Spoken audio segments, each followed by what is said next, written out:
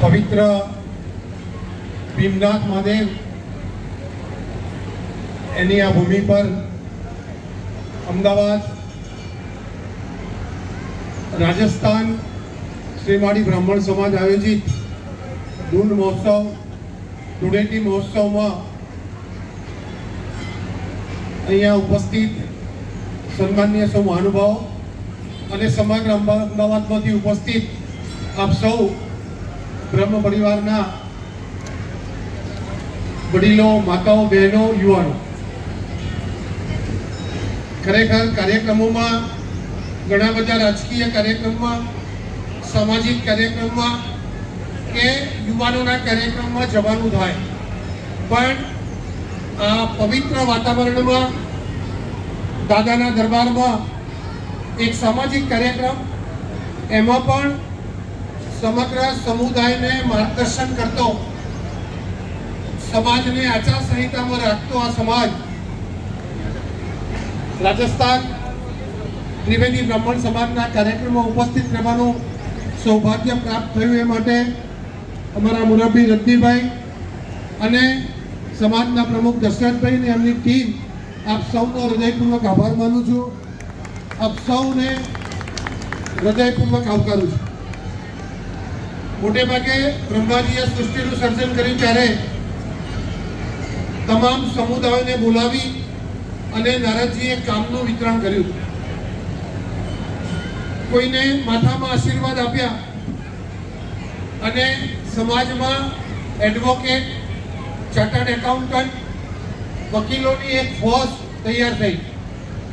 પછી બીજા એક ગ્રુપને બોલાવી અને ભગવાનને ચરણસ્પર્શ કર્યા.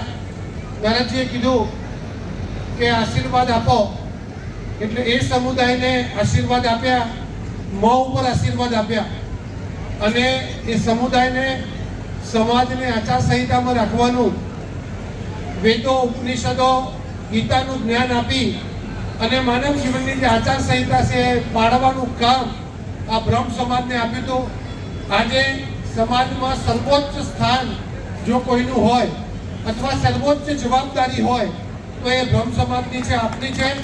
આપ સૌના ચરણોમાં વંદન કરું છું અને આપના થકી માનવ સ્વભાવની, સમાજ જીવનની જે આદર્શ આચાર સંહિતાઓ છે, મનુષ્ય તરીકેનું જે કર્તવ્ય છે, સમાજ તરીકેનું જે કર્તવ્ય છે, પાડવા માટે આપે શાસ્ત્રોના માધ્યમથી, ધર્મના માધ્યમથી, વેદોના માધ્યમથી સમગ્ર સમુદાયને એક રાખવાનું, એને કંટ્રોલમાં રાખવાનું જે કામ કર્યું છે એ અવર્ણનીય છે. સમાજે તમને જે જવાબદારી આપી છે, તમે જે બાખૂબી નિભાવી છે, સમગ્ર સમુદાય જે પ્રગતિ કરી રહ્યો છે, એના પાયામાં બ્રહ્મ સમાજની ખૂબ મોટી જવાબદારી કારણભૂત છે. એ માટે ફરીથી આપ સૌને નમન કરું છું. અહીંયા સમાજ દ્વારા આવા કાર્યક્રમોના માધ્યમથી સમાજને એક તાંતણે બાંધવાનો પ્રયાસ થયો છે. સમગ્ર અમદાવાદમાંથી આ દિવસે ત્રિવેદી બ્રાહ્મણ સમાજના રાજસ્થાનના તમામ પરિવારો અહીંયા એકત્ર થાય. ચારેય પેઢી નાનકડા બાળકોના આ ધૂન મહોત્સવના માધ્યમથી એના માતા પિતા, આપ સૌ દાદાઓ, એટલે ચાર પેઢી આ પવિત્ર વાતાવરણમાં મળે અને એકમેકમાં કનેક્ટેડ રહે. ચારેય પેઢી એક સાથે મળવાનો મોકો આ મહોત્સવના માધ્યમથી સમાજે નક્કી કર્યો છે. વર્ષો વર્ષ મળે છે અને પરસ્પરમાં પરિચય જારી રહે છે. એ માટે પણ સમાજને અભિનંદન પાઠવું છું. સાથે સાથે રાજસ્થાન ત્રિવેદી બ્રાહ્મણ સમાજની જે પરંપરાઓ છે, જે રીત રિવાજો છે, એ પણ જાળવી રાખવા માટેનો પ્રયાસ થયો છે. અને નવી પેઢી જે ભલે એ કર્મકાંડમાં ન હોય, જે પૂજા પાઠમાં ન હોય, ધંધો રોજગાર કરતા હોય, ખૂબ સારી નોકરી કરતા હોય, પણ એની નવી પેઢી પણ આ પરંપરાઓ જે છે, એ સાંસ્કૃતિક પરંપરાઓ, સમાજની પરંપરાઓ છે, ધાર્મિક પરંપરાઓ છે, એની સાથે જોડેલી રાખવાનો જે પ્રયાસ થયો છે એ ખરેખર અભિનંદનને પાત્ર છે. ઇતિહાસ એવું સાક્ષી છે કે જે સમાજ, જે સમુદાય, જે ધર્મ પોતાની પારિવારિક પરંપરાઓ છે, પોતાના સમાજની જે પરંપરાઓ છે, માનવ જીવનની જે પરંપરાઓ છે, અને પોતાની ભૂમિની જે પરંપરાઓ છે એની સાથે જોડાયેલો નથી રહેતો, એ સમાજ કાળક્રમે નાશ પામે છે.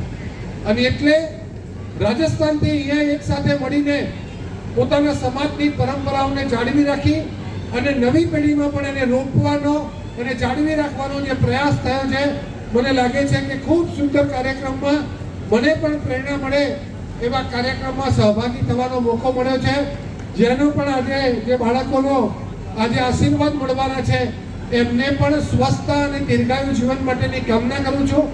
આપ સૌને ફરીથી અભિનંદન પાઠવી વિરમું છું. અસ્તુ ભારત માતા કી જય.